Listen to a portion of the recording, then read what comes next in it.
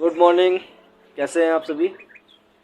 अभी हम रात पहुंच गए थे जोशीमठ। अभी सुबह के 6 बजे हुए हैं। रात हम लगभग 9 बजे यहाँ पे आए थे और मैं आपको क्या बताऊं, इतना गंदा रास्ता था, बहुत ही ज़्यादा, इतनी बारिश कीचड़ और स्लीपी रास्ते हो रखे हैं पूरे। अभी हम लोगों ने रात सोच के सोए थे कि 5 बजे तक बद्रीनाथ धाम के लिए निकल जाएंगे, लेकिन 6 बजे हम लोग सो कर उठे हैं। अभी नहाने की तैयारी कर रहे हैं, नहाएंगे और उसके बाद आगे निकलेंगे।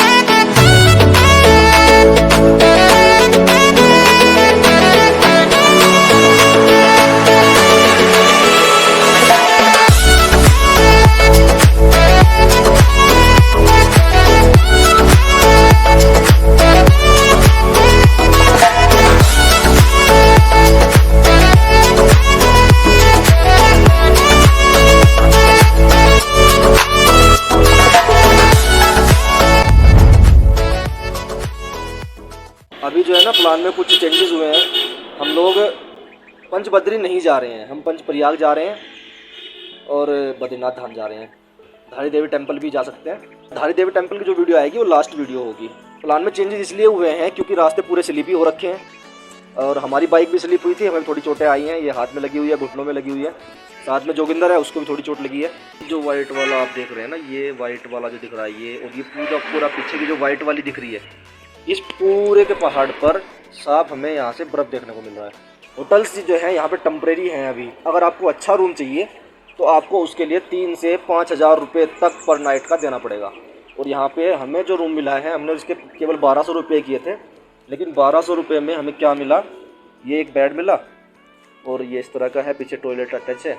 और पंखे की हालत देख लीजिए ज़रा एक बार, पंखा बिल्कुल गंदा है और कमरे का भी रंग छुटा हुआ है जगह जगह से, देखिए ज़रा रंग छुटा हुआ है। और इसके 1200 रुपये वो हमने बड़ी मुश्किल कराए हैं। ये पर्दे हैं, फटे हुए पर्दे लगे हुए हैं, कुछ खास सुविधा नहीं है। ये स्विच लगा हुआ है, एक वो लगा हुआ है, हमारे मोबाइल वगैरह, ये लैपटॉप वगैरह पड़े हुए हैं यहाँ पे, तो कुछ खास सुविधा नहीं थी कुल मिला के। क्यों जोगिंदर, सही है ना बात? जी सर। चलिए खैर चलते हैं। इस यात्रा की शुरुआत हमने सुबह लगभग 8 बजे हरिद्वार से गंगा स्नान करने के बाद की। हरिद्वार से बद्रीनाथ धाम की दूरी लगभग 310 किलोमीटर की रह जाती है, जिसे आप 12 से 13 घंटे में आसानी से पूरा कर सकते हैं। हरिद्वार या ऋषिकेश से बद्रीनाथ धाम तक शेयरिंग जीप या फिर बस से भी पहुंचा जा सकता है। हमें ऋषिकेश तक तो कोई दिक्कत नहीं हुई, लेकिन ऋषिकेश के बाद हो रही लगातार बारिश की वजह से हमें काफ़ी परेशानी झेलनी पड़ी। बद्रीनाथ धाम को बद्री विशाल नाम से भी जाना जाता है, क्योंकि यहाँ पर विशाला नामक राजा की नगरी हुआ करती थी। माता लक्ष्मी ने पेड़ के रूप में आकर भगवान विष्णु को उस समय छांव दी जब वो यहाँ पर तपस्या कर रहे थे। तभी से इस स्थान का नाम बद्रीनाथ हुआ। कहा जाता है कि भगवान शिव को ब्रह्म हत्या का पाप लगा था, तो भगवान शिव ने भी यहाँ पर आकर तपस्या की और पश्चाताप किया था। अभी हम लोग सहारनपुर से लगभग 176 किलोमीटर दूर हैं और हमारी हालत इतनी खराब हो चुकी है कि बस क्या बताना। एक तो बारिश और हम लोग बाइक से, बहुत ज़्यादा हालत ख़राब है। और वहाँ एक गाँव दिखाई दे रहा है मुझे। मैं ये सोच रहा हूँ कि ये लोग यहाँ पर किस तरह सर्वाइव करते हैं। अभी 7 बजे हैं और हम लोग जोशीमठ से बद्रीनाथ के लिए निकल गए हैं, जो यहाँ से लगभग 50 किलोमीटर दूर है। गाड़ी हमारी तैयार है, बैग वगैरह हम लोगों ने रख लिया है। उठाओ बैग, उठाओ वाला भी। चलो चलिए निकलते हैं, आगे मिलते हैं। चारों तरफ पहाड़ हैं और पहाड़ों के बिल्कुल बीच से बना हुआ है बद्रीनाथ धाम जाने का रास्ता। ऐसा रास्ता आपको जोशीमठ से बद्रीनाथ आते हुए ही मिलेगा। पीछे का रास्ता तो इतने खतरनाक पहाड़ और इतनी खतरनाक घाटियां हैं कि ऐसा लगता है कि बस अब गिरेंगे तो क्या होगा। पहाड़ों से पत्थर कंटिन्यू गिर रहे हैं, लेकिन ये रास्ता तो अलग ही है। जगह जगह आपको जो है ना स्पीड के बोर्ड लगे दिखाई दे जाएंगे 40 किलोमीटर प्रति घंटा, 20 किलोमीटर प्रति घंटा, उसका पूरा पालन करें। रास्ते में हम लोगों को वो स्लीपी होने की वजह से हमारे थोड़ी बहुत चोट लगी। ये नज़ारे देखने के बाद जोशीमठ से बाद जो मिले हैं हम, कोई दर्द नहीं है, सब गायब हो चुका है। इतनी ठंडी हवा चल रही है, सुन कर दिया है बिल्कुल। और बस नज़ारे तो देखते ही बनते हैं, देखते रहो, चलते रहो। बसों से ध्यान रखें, कार वाले बच के चलते हैं, बस वाले बच के नहीं चलते। और सिंगल रूट है आगे की तरफ, तो थोड़ा ध्यान करके चलें। गाड़ी की स्पीड में बार बार कह रहा हूँ 20 से ऊपर बिल्कुल भी मत रखें। इस ब्यूटी की मैं कब से बात कर रहा हूँ, ये वो है। सामने इतनी हरियाली, सामने इतने बड़े बड़े पहाड़, और इन पहाड़ों में 100-200 फीट 200 मीटर तक नीचे बने हुए घर। देखिए उस सामने जो है ना, मैं आपको स्पेशल एक चीज़ दिखाना चाह रहा हूँ। उस सामने देखिए जरा, वो रास्ता जो दिखाई दे रहा है आपको, वो रास्ता पूरा कच्चा रास्ता है। ऐसे ऐसे ऐसे जैसे सीढ़ी वो होता है ना सांप के सर्पीला आकार का, सीधा ऊपर जा रहा है, ऊपर से इधर जा रहा है, कहीं कोई गांव होगा शायद। सीधा देखिए जरा, सीधा उसके भी ऊपर आपको पहाड़ दिखेगा, वो गोल गोल दिख रहा है ना पहाड़ पे, वो पूरा एक रास्ता है ऊपर की तरफ कहीं जा रहा है। कमाल की बात यह है कि वहां तक जाना किस तरह होता होगा यार। कमाल के लोग हैं जो यहाँ सर्वाइव कर रहे हैं, कैसे कर रहे हैं, बड़ा हार्ड है उनका जीवन। ये हम हैं, ये हम हैं, ये साथ में जोगिंदर है, हेलमेट लगाए हुए हैं। हेलमेट नहीं उतारना है, हेलमेट अगर उतारोगे तो भाई साहब खुद को तो दिक्कत होगी ही होगी, साथ में पुलिस बहुत है, ये बात ध्यान रखना, और चलान बहुत बड़ा करता है। अभी हम लोग जोशीमठ से लगभग 17 किलोमीटर दूरी पर हैं। रास्ते के नज़ारे आप लोगों ने देख ही लिए, जोगिंदर ने आपको सारा दिखाया है। लगभग 12-13 किलोमीटर आने के बाद उसके बाद 3-4 किलोमीटर का रास्ता टूटा हुआ है। अभी भी हम उसी पे चल रहे हैं, पीछे काम चल रहा है, रोड बन रहा है, रोड तो कंटिन्यू बन रहा है। और अभी यहाँ पर पे वही है, वो ऊपर से पहाड़ी गिरना वगैरह, वो आगे काम चल रहा है। देखिए जरा, ये सब गिरा हुआ है ऊपर से, लोग इन्होंने तोड़ तोड़ के छोटा किया हुआ है पत्थर। वो सामने एक छोटा झरना, इसमें पानी बहुत कम है तो गिर तो बहुत ऊपर से रहा है, लेकिन पानी कम है। इस तरह के नज़ारे आपको कंटिन्यू देखने को मिलते रहेंगे। अभी हम लोग कुछ ही दूरी पर आए हैं, ये जगह है गोविंद घाट, और सामने आप देख रहे होंगे लिखा हुआ है बद्रीनाथ 25 किलोमीटर, घाघरिया 13, फूलों की घाटी 17, हेमकुंड साहिब 18 तो 19 किलोमीटर। हेमकुंड साहिब का रास्ता एक पीछे जो गोविंद घाट का बोर्ड दिखाया था, एक वहाँ से आ रहा है, एक ये लिखा हुआ है श्री हेमकुंड साहिब यात्रा। यहाँ से केवल 20 किलोमीटर है, नीचे जाना है, फिर यहाँ से सीधा ऊपर चढ़ाई करनी है। इतनी तेजी से पानी चल रहा है, शोर इसलिए है क्योंकि ये जो ऊपर वाला जो ढांग है, ये ऊपर वाला जो पहाड़ है, इसके पूरी की पूरी एक हिस्सा नीचे पानी में नदी में गिरा हुआ है। तो पत्थरों से टकरा करके पानी की इतनी तेज आवाज़ आ रही है कि शायद मेरी आवाज़ भी आप लोगों तक साफ ना आ रही हो। देखिए ये हो सकता है, शायद इसके ऊपर पत्थर गिरा हुआ है, मुझे लग रहा है पत्थर गिरा है, या फिर एक्सीडेंट हो सकता है हुआ हो, इसलिए पूरी सावधानी के साथ इस रोड पर चले। लगभग 10 किलोमीटर का रास्ता और बचा हुआ है, और ये पहाड़ देखिए जरा किस तरह से काट करके सड़क को बनाया गया है। एक चेक पॉइंट है जहाँ पर हम रुके हैं, यहाँ से बद्रीनाथ केवल 1 किलोमीटर है। सामने देखिए पीछे की तरफ बस्ती यानी कि बद्रीनाथ धाम दिखाई देने लगा है। बद्रीनाथ पहुँच चुके हैं और चलते हैं। गाड़ी हमने पार्किंग में लगा दिया, ये लगी हुई है हमारी गाड़ी, ये वाली है ना। चलते हैं मंदिर की तरफ। ऊनी कपड़े हैं, इनकी दुकान मिल जाएगी, ये छोटी मोटी जूतों की दुकानें हैं, और ये कुछ खाने पीने की दुकानें हैं। खाने पीने की दुकानें काफ़ी हैं। श्री बद्रीनाथ धाम में पधारने पर आपका हार्दिक अभिनंदन। मोबाइल में नेटवर्क जो है ना, केवल एयरटेल में नहीं आ रहे हैं, वोडाफोन में नहीं आ रहे हैं, जियो में आ रहे हैं। लेकिन ओ भाई ठंडी हवा, बिल्कुल ठंडी हवा। ये नीचे की तरफ बह रही है माँ अलकनंदा नदी, आप देख रहे होंगे। अलकनंदा नदी है, उसके ऊपर से पुल बना हुआ है, पुल क्रॉस करके उधर जाना होता है। पहले जाएंगे तपकुंड, वहाँ पे जो है देखते हैं, अगर नहाने का बनता है तो ठीक है, नहीं तो फिर सीधा ऊपर मंदिर में। और मंदिर यहाँ से आप देख सकते हैं, वो सामने मंदिर है, वहाँ पे ये राइट हैंड में इस तरह से जा सकते हैं नीचे। तप्त कुंड के लिए। कपड़े हम लोगों ने वहाँ रख दिए थे, सामान भी रख दिया था। ये है तप्त कुंड जिसमें काफ़ी लोग नहा रहे हैं। तप्त कुंड के बारे में कहा जाता है कि अग्निदेव को पक्षी भस्म करने का दोष लगा था। उन्होंने यहाँ पर आकर तपस्या करके पश्चाताप करने का निर्णय लिया, लेकिन जो भी उनके पास आता वही उनके ताप के कारण भस्म हो जाता। तब उन्हें भगवान नारायण ने यहाँ पर जल के रूप में स्थापित कर दिया था। प्राकृतिक स्रोत से लगातार यहाँ पर गर्म पानी निकलता ही रहता है। फालतू जो पानी होता है वो वहाँ से बाहर की तरफ निकल जाता है और जा कर के जो अलकनंदा नदी है उसमें मिल जाता है। ये लिखा हुआ है तप्त कुंड परिसर में साबुन लगाना, कपड़े धोना, दंत मंजन करना दंडनीय अपराध है।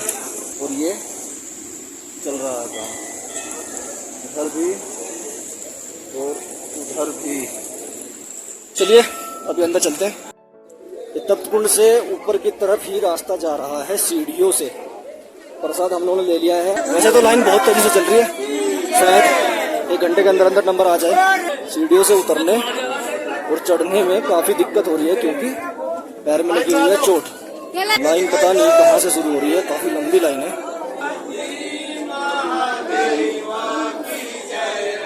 जय श्री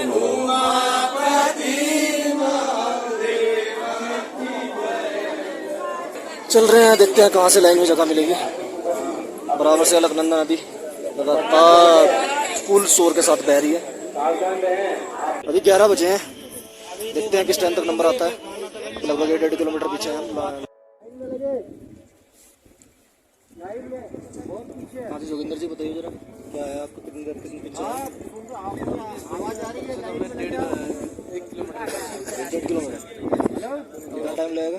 2 घंटे। 2 घंटे में हो जाएगा। चलो, जोगिंदर बोल रहा है कि 2 घंटे में जो है ना दर्शन हो जाएंगे। कमिटमेंट है इसकी, अगर नहीं होते हैं तो सारा खर्चा यहाँ आने का जाने का सब जोगिंदर देगा। ठीक है, चलो ठीक है। लाइन में लगे हुए लगभग कितना टाइम हो चुका है? 1 घंटा। 1 घंटा हो चुका है भाई, और हम लोगों ने लगभग आधी लाइन क्रॉस कर ली है। अभी भी लगभग 500-700 मीटर की लाइन बची हुई है जो धाम तक हमें लेके जा रही है। तो लगभग आधा घंटा लगेगा। चलते हैं, धाम पे जाकर के बात करेंगे सीधा आपसे। भीड़ बहुत ज़्यादा है, कुछ समझ नहीं आ रहा, शायद आवाज़ भी ना आ रही हो मेरी आपको। चलते हैं, धाम पे पहुँचूंगा फिर बात करता हूँ।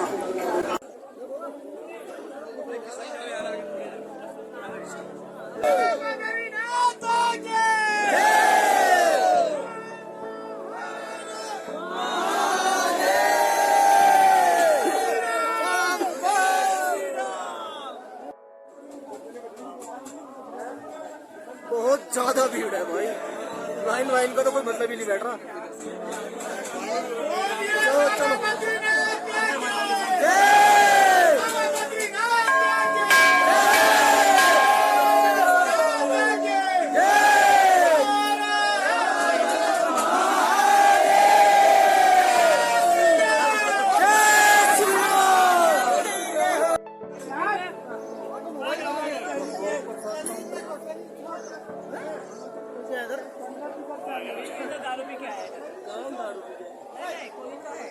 मंदिर परिसर के अंदर कुछ ऐसा है।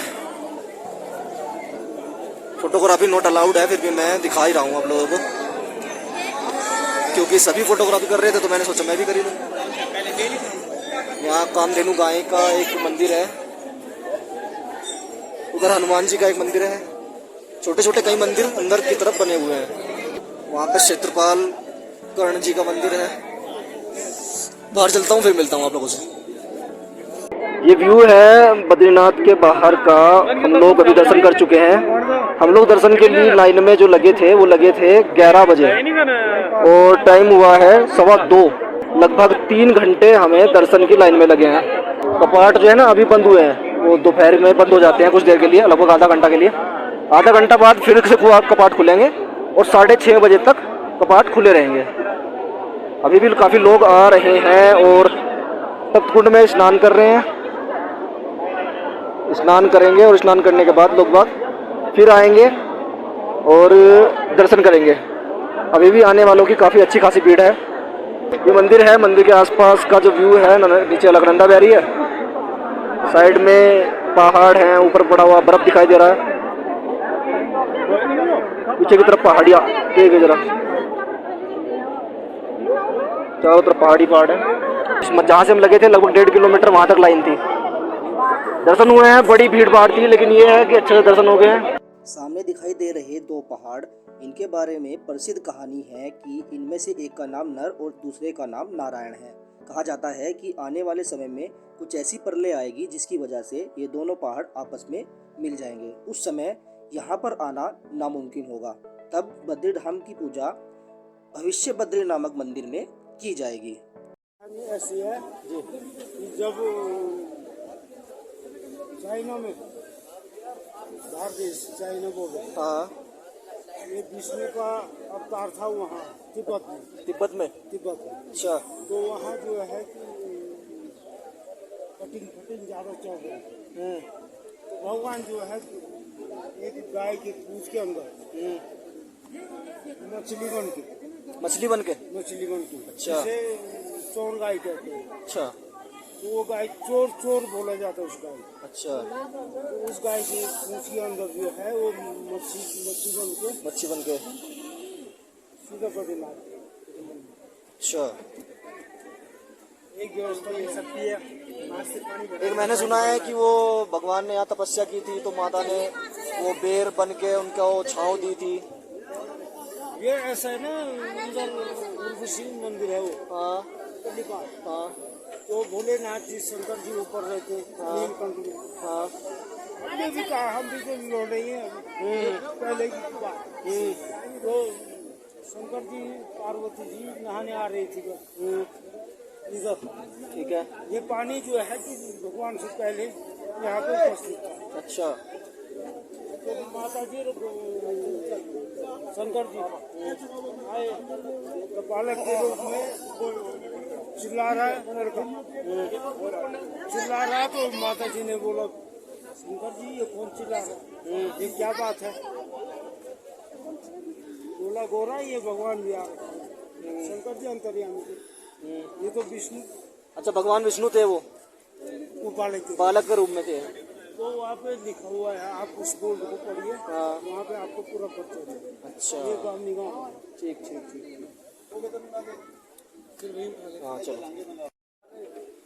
बच्चे को हाँ, माता ला करके यहाँ पे रख के गई, वहाँ से उठा के लेके आई और यहाँ पे रखा। अच्छा। हम थोड़ा स्नान करके आते हैं फिर ले जाएंगे। तब तक वो विष्णु रूप में। अच्छा, विष्णु रूप में आ गए तब तक। कुछ नहीं बोला उन्होंने। ठीक। निरंतर। जी। ठीक है अंकल, धन्यवाद आपका बहुत बहुत।